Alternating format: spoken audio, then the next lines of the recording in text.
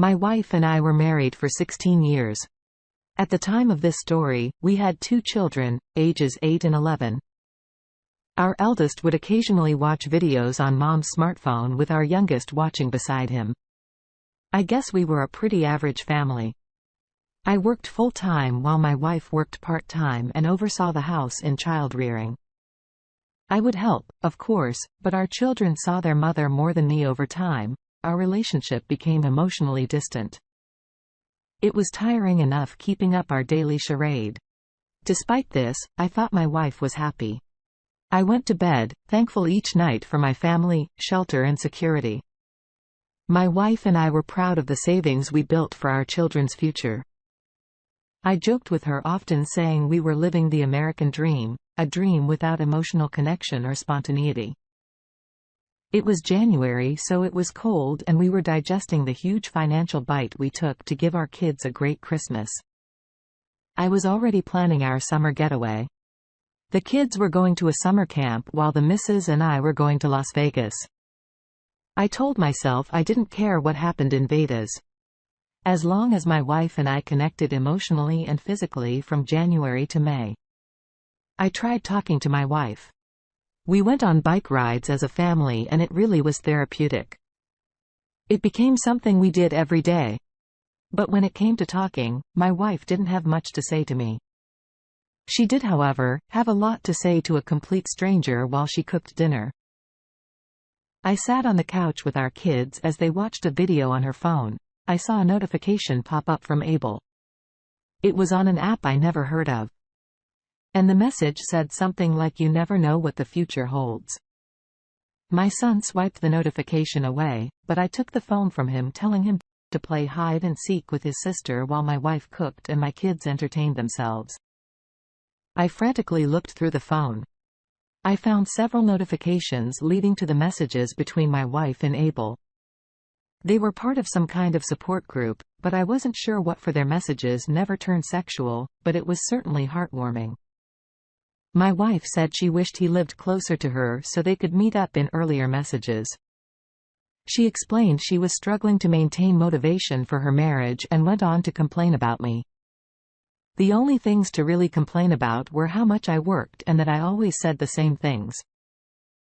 She didn't feel like she had anything new to say either, which made her feel like our relationship had nothing to offer us anymore. In response to that, AP scooped in. He said he could always be in her life to bring her solace and hope for the future. He said now that they met, he wanted to be whatever she needed him to be in her life. He never had children but said he always wanted to be a supportive father figure. I was extremely uncomfortable. This man was close to my wife and far too willing to step in. If she called on him, I took screenshots of everything and returned her phone saying it was in between the couch cushions. I could tell she was nervous that I even had her phone. I didn't want my wife to be talking with this guy, but I also didn't know what to say. It felt like anything I took the time to say would be wasted breath because I was still me.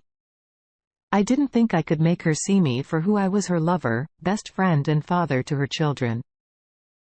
It was up to her to see me for who I was. But she'd forgotten what made her fall in love with me in the first place. I returned home from work the next day to find my wife super nervous and jittery.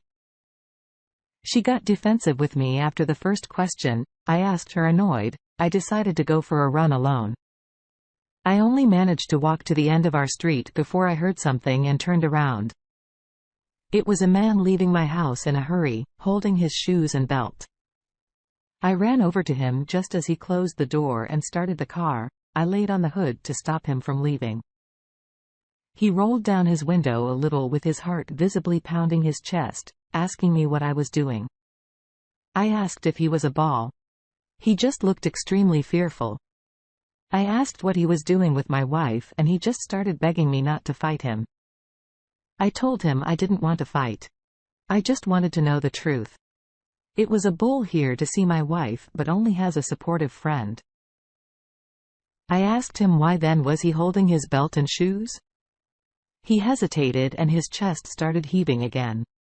I told him I'd give him something to fear if he didn't tell me what I wanted to know with that. He admitted to having sex with her, but only because she wanted him to, and he promised never to see her again. I got off the hood, as he said. He didn't realize what he was getting himself into. He swore one more time never to speak to her again before speeding off. My wife was standing on the porch speechless. She watched me walk towards her with my head hanging down. I told her I was divorcing her and she needed to pack her stuff. She started freaking out, hyperventilating, asking me about the kids and what would happen next. I didn't have anything to say to her. She called her mother on speakerphone to try to convince me to forgive her and stay married. But I told her mother everything that happened. She sounded so disappointed that she hung up immediately and apparently had no interest in talking to her daughter. Her daughter broke vows and refused to work with me for the betterment of our marriage. She lost her house due to me kicking out, lost her husband and lost parental support because of her actions. Instead of forming a relationship with another man on her phone, she should have started over with me. She could have just dropped her defenses and normal way of thinking, to be honest with me, no matter how much it might have hurt. Discussing what drove her apart from me might have made all the difference and saved her family. I did the best I could over those 16 years and honestly never expected her to stoop so low. I always made myself available to her and tried to keep her happy. But it wasn't enough if she just would have been patient and considerate. I know we could have repaired our relationship on vacation and over time. Don't ever blame yourself for someone else's actions and decisions.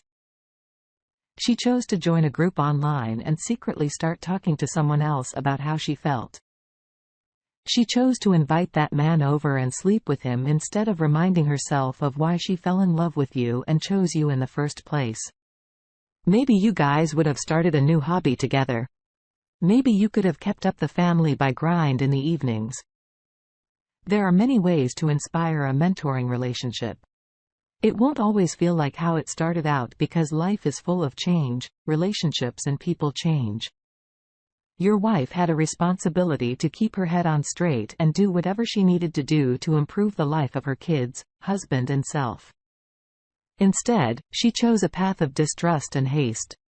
It was like she covered up a fatal wound with a band-aid.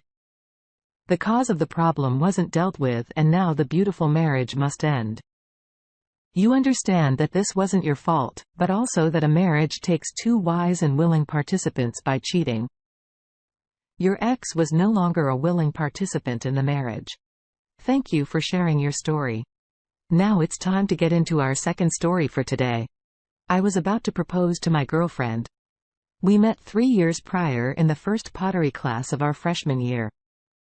At the Institute of Art, sitting beside each other as we sculpted pots, we had real conversations that became something I looked forward to. As it turned out, both our parents tried to discourage us from going to college as art majors. They didn't see it as a career with stability. But I knew this was because they were from a different time. My father was taught to work hard in physical labor and my mother was taught to be a faithful housekeeping wife and mother. My girlfriend's parents were extremely similar. So we joked around about getting them together. I really did imagine her parents meeting mine and then us getting married. After our 3rd anniversary, I planned to propose before we graduated. I believe there was a reason we met at art school. Despite both our parents' discouragement, we were meant to be artists together in our 2nd year of college. My girlfriend and I put together a website to sell our creative pieces. We came up with a creative name that included our initials. This was an inspiring thing to do together to boost our confidence, portfolios and cooperation skills. I had no idea how short-lived her participation would be, with a proposal on my mind but not quite on my lips. I want to surprise my girlfriend with lunch one day. She had an internship at an art gallery on 3rd Street. As I walked down the wide corridor toward the back room, I noticed 2 people passionately kissing through partially open blinds. Upon closer inspection, I realized it was my girlfriend. She was in the office of Mr. Potts, the art gallery manager. Instantly my whole world crashed down. I felt like I had wasted prime years of my life chasing a pointless career with a heartless lying woman. Shocked and hurt. I threw open the door and yelled for them to stop. They were disheveled and shocked. AP must have been at least 15 years older than me. He looked extremely embarrassed and said, "I'm sorry, son." As soon as he realized this was my girlfriend, I yelled at her asking what she was doing, kissing this man. She was quiet, wiping her mouth when she tried to grab my arm and lead me away. There were several people, including gallery visitors and art critics, gathering outside the office, listening and watching. I refused to go quietly after I started piecing things together while she tried to pull me down the hall. I announced loudly that she was making out with him because he was the one responsible for promoting artists. She threw my arm down and asked why I was there. I held up the lunch bag and loudly said I was bringing her lunch when I caught her cheating on me. The crowd was shocked and started to give us space. Mr. Potts' blinds were fully shut. Now with the door locked, she whispered, saying she didn't cheat. She only slept with him to boost her career. So it didn't count as cheating. I was speechless. I was so surprised she was being serious.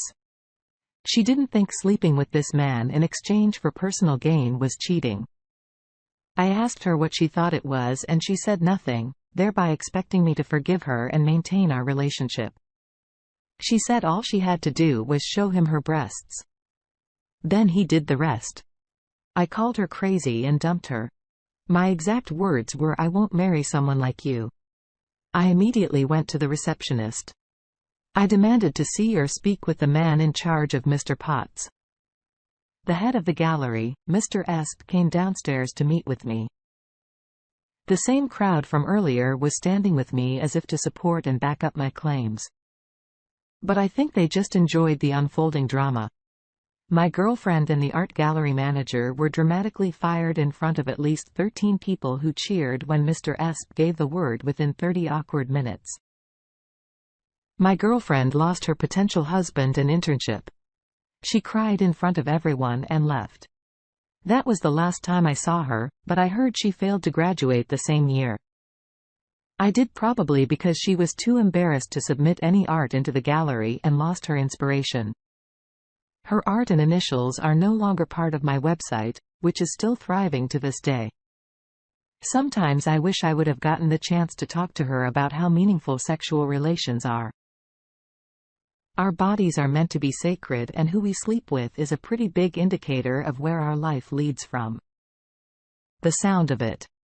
She didn't take anyone seriously. For someone to use sex to their advantage is extremely disrespectful, especially if they're in a committed relationship with someone else.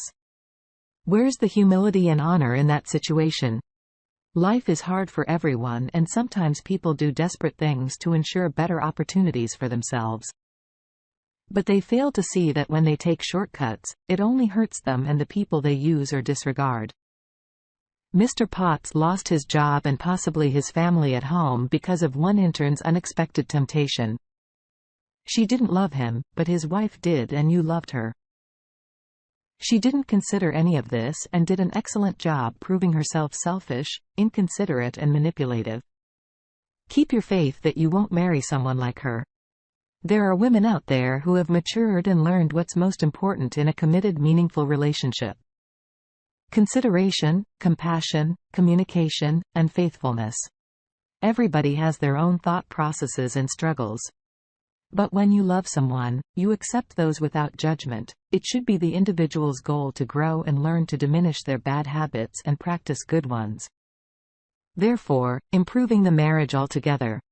Thank you all for taking the time to listen to today's stories. If you enjoy listening, please feel free to like and subscribe if you haven't already. Also comment below with your thoughts on what happened. If there is a story you would like to share with me about your own situation or someone else's, then please do not hesitate to contact me. Take care.